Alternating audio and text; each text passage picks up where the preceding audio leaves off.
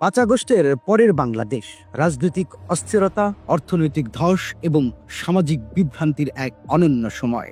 এই সময়ে মানুষ আশ্রয় খুঁজেছিল তথ্যের, বিশ্লেষণের আর বিশ্বাসযোগ্য নেতৃত্বের। কিন্তু একদল ইউটিউবার নিজেদের জনতার কণ্ঠ দাবি করে হয়ে উঠল বিভ্রান্তির কারিগর। ৫ আগস্টের পর মানুষ পিনাকি ভট্টাচার্যদের মতো ইউটিউবারদের দিকে তাকিয়েছিল, কারণ তারা তখন সরকারের পতনের মুহূর্তে মানুষের ক্ষোভ আর হতাশার ভাষা দিচ্ছিল। তারা স্বাধীন মত প্রকাশ আর জনতার গণতন্ত্রের বুলি ছুঁড়ে জনপ্রিয় হয়েছিল, কিন্তু সময়ের সঙ্গে সঙ্গে সেই কানেকশন হারিয়ে গেল। আজ তাদের কথা কেউ শুনছে না। শুধু কিছু টোকাই ধরনের ফলোয়ার ছাড়া এই ইউটিউব বুদ্ধিজীবীদের আর কোনো সামাজিক প্রভাব নেই, কারণ তাদের কথায় বাস্তবতা নেই, দেশপ্রেম নেই, আছে শুধু বিদেশি ন্যারেটিভ আর ক্লান্ত ষড়যন্ত্রের গল্প। একসময় তারা দাবি করেছিল সেনাবাহিনী এখনই ক্ষমতা নেবে, কু হচ্ছে, জেনারেল ওয়াকার সরকার ফেলতে যাচ্ছেন, কিন্তু দেশের মানুষ তাতে সাড়া দেয়নি। কারণ মানুষ এখন বুঝে গেছে এইসব গুজব তৈরি হয় ইউটিউবের ভিউয়ের জন্য, দেশের জন্য নয়। আজ বাংলাদেশে এক অদ্ভুত মনস্তত্ত্ব কাজ করছে। মানুষ রাজনীতি নিয়ে ক্লান্ত। তারা দেখছে দলীয় সরকার দুর্নীতির চক্রে বন্দী হয়ে পড়ে। তারা দেখছে অন্তর্বর্তী সরকারের অধীনে আইনের শাসনের বদলে এসেছে ভয়ের রাজনীতি, গুজব আর অনিশ্চয়তা।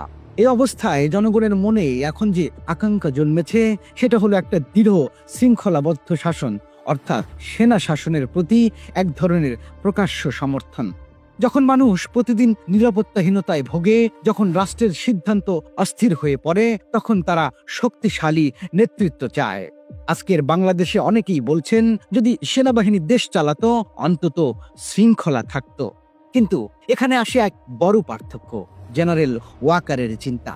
ওয়াকার সেনাবাহিনীর প্রধান হিসেবে জানেন শক্তি দিয়ে শৃঙ্খলা আনা যায়, কিন্তু টেকসই রাষ্ট্র গঠন করা যায় না। তিনি জানেন জনগণের আনুগত্য আদেশে আসে না, আসে আস্থায়।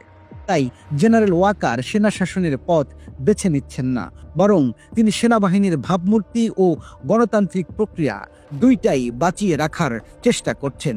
অনেকে হয়তো এটা বুঝতে পারছেন না, কিন্তু তার সিদ্ধান্তের ভেতরে আছে গভীর রাজনৈতিক দর্শন। সেনাবাহিনীকে জনগণের আস্থা হারাতে দেয়া যাবে না।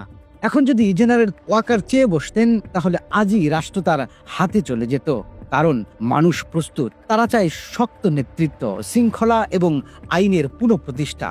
কিন্তু ওয়াকার সেটি করছেন না, কারণ তিনি দেখছেন আরো বড় চিত্র। তিনি জানেন সেনা শাসন মানে সাময়িক স্থিতি, স্থায়ী সমাধান নয়।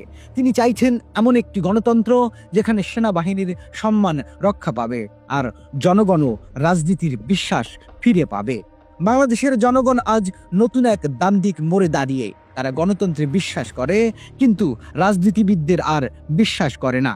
তারা সেনাবাহিনীকে সম্মান করে, কিন্তু স্বৈর শাসন চায় না। এই দুই বাস্তবতার মাঝেই দাঁড়িয়ে আছেন জেনারেল ওয়াকার।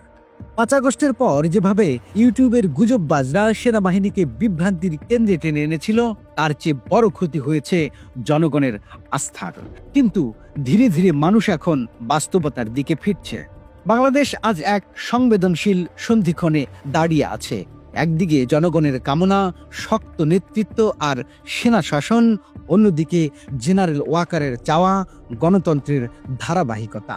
এই দুয়ের সংঘাতে হয়তো গড়ে উঠবে বাংলাদেশের নতুন রাজনৈতিক বাস্তবতা, যেখানে গুজব নয়, সিদ্ধান্ত নেবে সময়।